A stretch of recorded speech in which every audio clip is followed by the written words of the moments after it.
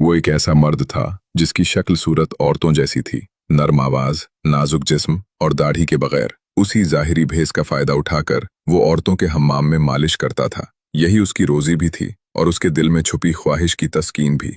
कई बार ज़मीर ने उसे टोका, लेकिन हर बार वो अपनी तौबा तोड़ देता। एक दिन बादशाह की बेटी हम्माम में आई। मालिश के बाद उसका कीमती हीरा कहीं खो गया।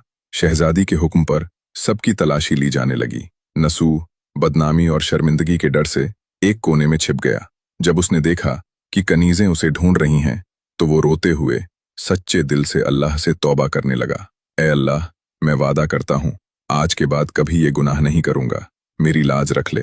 उसकी दुआ अभी पूरी भी नहीं हुई थी कि बाहर से आवाज आई, नसूह को छोड़ दो, हीरा मिल गया है।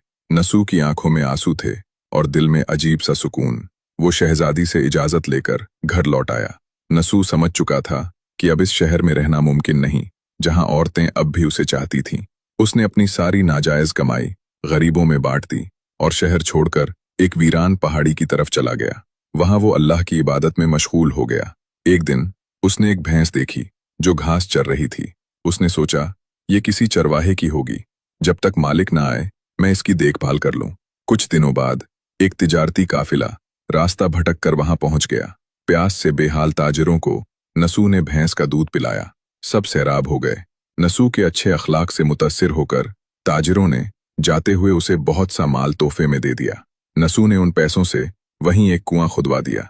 आहिस्ता आहिस्ता कुएं के गिर्द लोग बसने लगे, मकान बने, बस्ती आबाद हो गई। नसूह की नेकियों की वजह से सब उसकी इज्जत करने लगे। नसूह की शोहरत के चर्चे आखिरकार बादशाह तक पहुंच गए।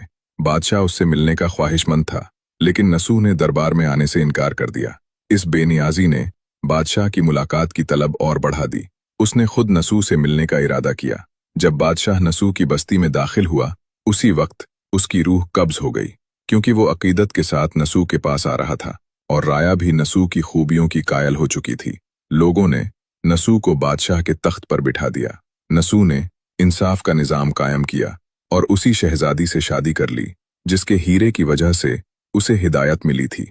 एक दिन एक आदमी दरबार में आया और अपनी गुमशुदा भैंस का जिक्र किया।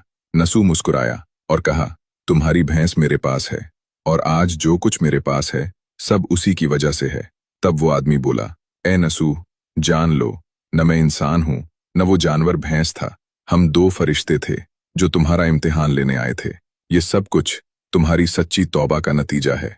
ये कहकर वो दोनों फरिश्ते नजरों से गायब हो गए। इसी वजह से सच्चे दिल से की गई तौबा को तौबा-ए-नसूह कहा जाता है।